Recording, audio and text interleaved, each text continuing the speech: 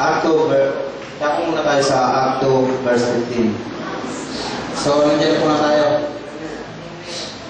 So, sige po. Hindi lasing ang mga taong ito, gaya ng palagay ninyo. Alas 9 pa lamang ng umaga ngayon. Tama po, alas 9 po ng umaga. So, mga kasama na ano ko po rito ay yung nagpapahayag, yung sumisigaw. Kasi tumayo po si Pedro tumayo si Pedro sa kasama ng mga 11 apostol. Nagsalita ng malakas sa mga taga-Hudiya. Kayong lahat ng mga panauhin sa Jerusalem, pakinggan ninyong mabuti ang sasabihin ko. Sa pagkasama kasi, ang tao kasi mapagmusga, di nila iniisip muna, di nila binulay-bulayan yung sinasabi ng tao. Katulad ng mga halimbawa, ako magpahayag ng salita ng Diyos, sasabihin niya ay naka-drugs yata yan. Hindi niya naiintindihan yung sinasabi niya. Kasi mga kapatid ko, mahirap talaga intindihin ng Bible kung hindi ka bibigyan ng unawa ng Panginoon. Mahirap basahin, basa ka lang ng basa, wala ka namang kaunawaan. So, ano po tayo sa 17? Ito ang gagawin ko sa mga huling araw. Sabi ng Diyos, ipagkakaloob ko ang aking espiritu sa lahat ng tao. Ipapahayag ko ng inyong mga anak na lalaki at babae ang aking mensahe. Ang inyong mga kabataang lalaki ay makakakita ng mga pangitain at ang inyong matatandang lalaki ay magkakaroon ng mga panaginip. Sa panahon iyon, ibubuhos ko rin ang aking espiritu sa aking mga alipin, maging lalaki at maging babae, at ipapahayag nila ang aking mensahe. So, mga kapatid, no? Ito po ang nakuha ko rito sa mensahe nito. So, may ano pala, kung nangungusap ang Panginoon, dinadaan rin minsan sa panaginip. Hindi lang tayo nagiging sensitibo. Lahat ng panaginip po natin ay galing sa Diyos. Kasi minsan po, nanaginip ako. Kasama ko si Sir Alvin. Sabi ko, Sir, tatawid tayo. Malulunod na po tayo. Hindi po siya kumikibo. Sabi ko, Sir, malulunod na po tayo. Hindi pa rin. Bakit tayo kumibo? So sabi ko, malulunod na kami kayo kumibo niya. Kasi dalawa lang kami. So sabi ko, ano kaya ibig sabihin nun? Kasi hindi ko alam eh. So tinanong ko sa kanya, Sir, ano kaya ibig sabihin nun? Tapos nasundan ng panaginip din. Sabi, tatlo na kami, si Alpi. Sabi ko, Sir, ganun pa rin sa dagat. Malulunod na tayo, Sir. Umaano no, nagpupuno na. Ayaw pa rin kung din po. Tapos nalaglag si Alpi. Nahulog. Sir, nahulog na ako. Ayaw pa rin. Di dinampot ko, inihipang ko. Di nabuhay. Pagkalinggo, nandito, nahulog. Panaginipang ko ito eh. So, naging aware ako sa panaginip ko. Sabi ko, itong tao na ito, ligtas, maliligtas to. Kasi yun sa panaginip, naligtas eh. Kasi yung Panginoong Diyos, di ba, natutulog lang umano sila. Natutulog lang siya ng pumunta sa ibayo ng malakas ang alon. Hindi niya pinansin yung alon kasi alam niya eh. Siguro sinusubukan lang ang mga apostol niya na kung ano ba talaga katatagin pananampalataya. So anong sabi niya, napakahina ng pananampalataya mo. Yun siguro rin, napakahina ng pananampalataya ko noon na hindi ako naniniwala. So anong gagawin ko? Ipapalakasin ko. Magsisik ako sa salita ng Diyos. So Yun lang mga kapatid no, na hindi. Pupuspusin daw tayo ng Espiritu Santo. Ibubuhos sa atin sa mga alipin. So, sino mga alipin tayo yun? Maalipin tayo ng mga Panginoon. Mga malalaki o mababae. Darating ang araw, ipapayag niya ang lahat ng kabutihan ng Diyos sa buong mundo. So, mga kapatid, no, tatalon tayo dito sa 2 Corinto 9 verse 3. Sige po, babasahin ko na po. 2 Corinto 9 verse 3. Kaya pinauna ko na riyan ang mga kapatid na ito upang hindi kami mapahiya sa aming pagmamalaki nung tungkol sa inyo at nang maihanda na ninyo ang inyong tulong gaya ng sinabi ko. Nakakatawa po yung sinishare po ng kapatid natin. Alam niyo, habang nagsasalita po si Brother Do, siyempre po, nagagalak yung puso ko dahil yung tinatawag po natin na yung reward, hindi po madali mga kapatid dahil nagsama po kami ni Brother Dong since 2003 no? 2002 na po ngayon, 10 years. At hindi po, alam kung naiintindihan niyo po ako, Sister Sosen, yung 10 years is 10 years. At hanggang ngayon ay nagkikis-kisan pa rin dito. Ang sabi ng Panginoon, ang sabi ni Jesus, Go! Go therefore and make disciples of all the nations, baptizing them in the name of the Father, and of the Son, and of the Holy Spirit. Meron pang kadugtog sa 20. Teaching them to observe all things that I have commanded you, and lo, I am with you always, even to the end of the age. So, ano sinasabi ng Diyos? Ano sinasabi ni Jesus? Go! Paano tayo go? No? Bago tayo magkaroon ng great outpouring, meron tayong dadaanan na bagong journey. Sa iba, hindi na bago dahil lagi na doon sila sa journey na yun, hindi na maka-overcome, hindi na maka-ahon. Ano yung sinasabi kong journey? Merong shaking, merong testing.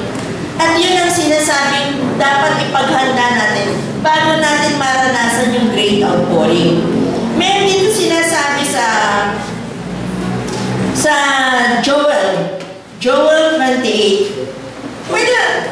Joel 2:28. Pwede ba ikwento? Magsisimula yun sa 9. Shadow yan, shadow.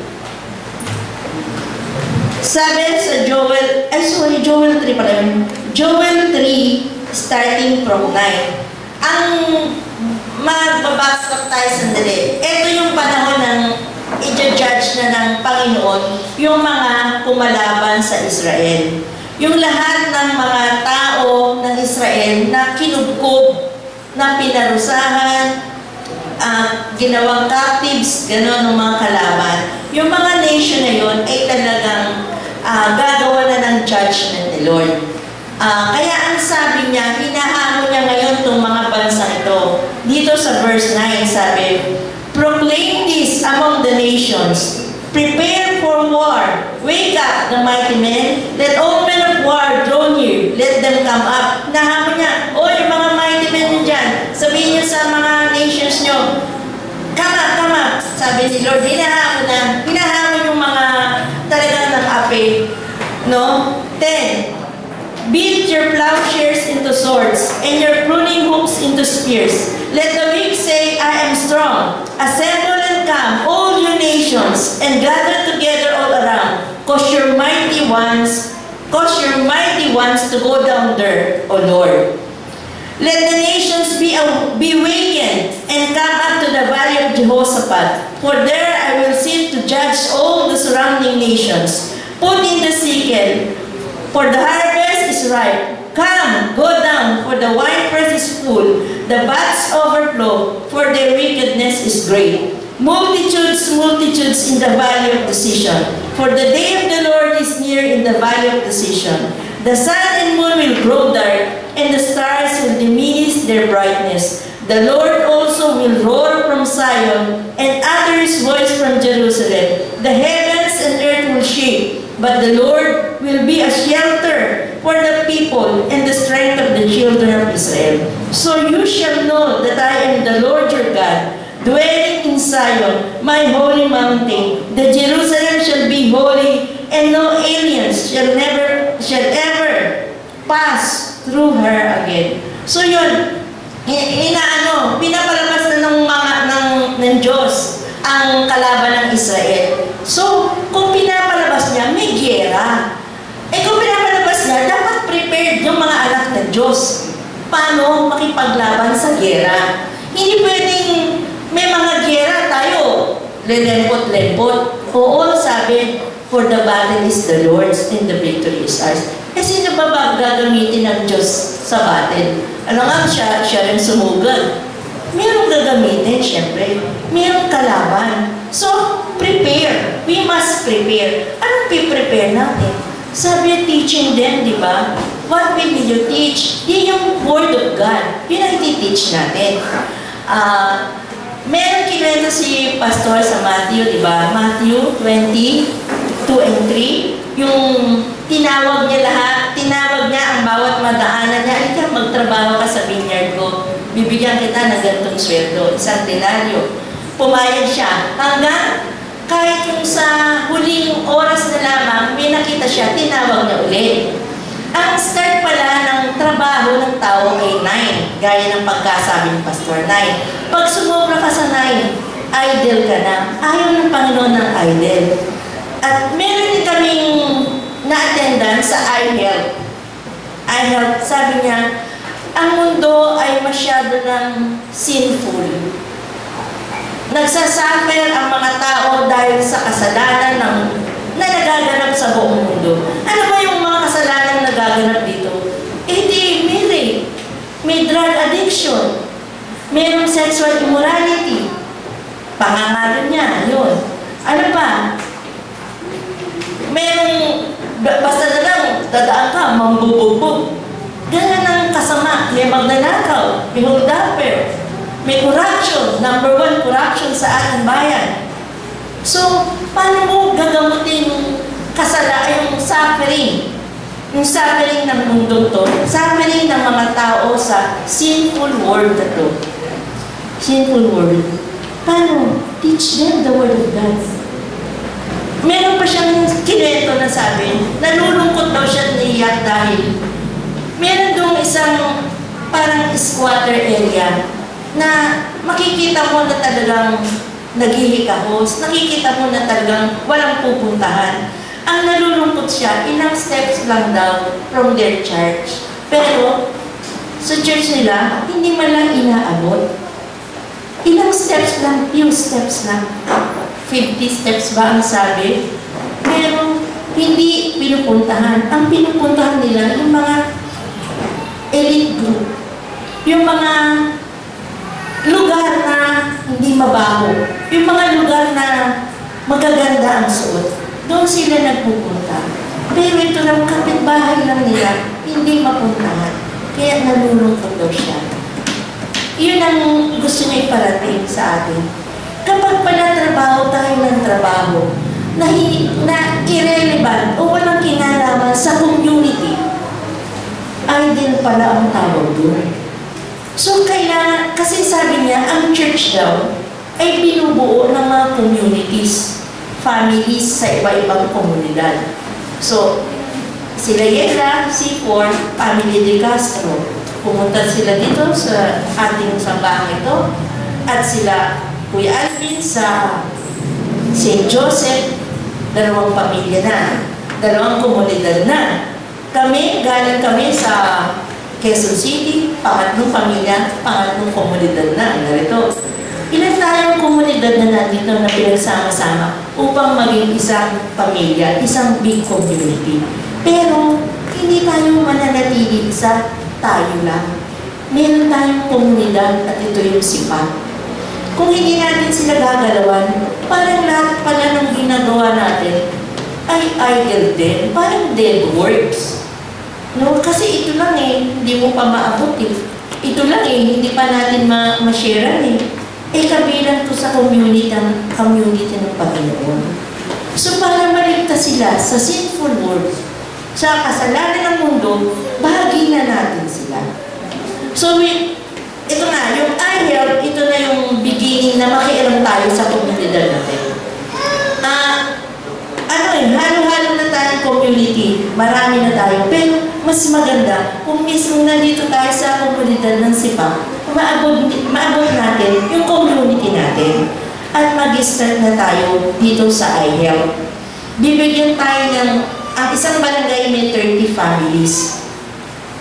At kung ilan ang available sa atin, yun ang aalagaan nating pamilya. Yun doon tayo yung family development system service, family development service. Doon tayo papasok na hindi sila pwedeng hindi umaten. Kasi pag hindi sila umaten, makakaltasan yung allowance na ibibigay ng gobyerno sa kanila. Kesa naman mauwi sa gobyerno lahat yung allowance nila, mapakinabangan na nila. Yun lang naman ang requirements yung bata dapat i-send out sa school. At kung buntis yung mother, magpa-check up lang. At pagkatapos nun, a-attend sila ng FBS. Yun ay Family Development Session. Hindi sila pwedeng hindi umattend. Pag hindi sila umattend, kaltas sila. Either dito. So, sayang maghihinayang sila. At ito na yung opportunity natin para maserba natin ang community ng Sipa. Siguro ko naman sinasabing todos na ito lang ang tawag na magiging service natin para maging okay tayo to Lord. Hindi naman. Pero malaking bahagi na ang community ng Sipa ay mawin natin sa Panginoon. Di ba ba? Isang ano lang yan, isang part lang, isang portion ng inaalat sa atin ng Panginoon. I-guide natin sila doon sa full destiny nila. Hindi doon sa destiny nila ngayon, hindi ito yung destiny nila. Meron sila na destinasyon sa Panginoon at yun ang aabutin natin. So, nananawagan ang gobyerno na tulungan sila at tayo ang napili nila. Tayong mga Kristiyano ang napili para tumulong magsuporta sa gobyerno. Dahil alam nila, sa church naman walang kurapot Dahil may tao tayo sa Diyos. Yun ang number 1 nating ipaglalaban. Yun ang number 1 nating katangian Malaking takot natin sa Diyos. Kaya walang kurapot. At in the first place, wala namang gagawa kang pera. Tayo lang doon sa ma-develop mo lang yung kanilang character through the Word of God. Yun lang naman through the Word of God. Para ma-saturate natin. Sabi nga, 1/4 ng nabotas, hindi lang 1/4 kung bawat barangay bibigay. The whole nabotas na, bakit 1/4 lang? No? Okay ba sa inyo yun? Isang hamon ba sa inyo? Amen. Amen tayo lahat So, hindi lang dito magtatapos to. Ang sabi rin sa Isaiah, buksan natin sa Isaiah. Isaiah 55. Kanina kinakanta natin, your thoughts are higher than mine. There's a verse 11, sabi, so shall my word be that goes forth from my mouth. It shall not return to me void, but it shall accomplish what I please, and it shall prosper in the thing for which I sent it. Sabi doon sa kay Moses,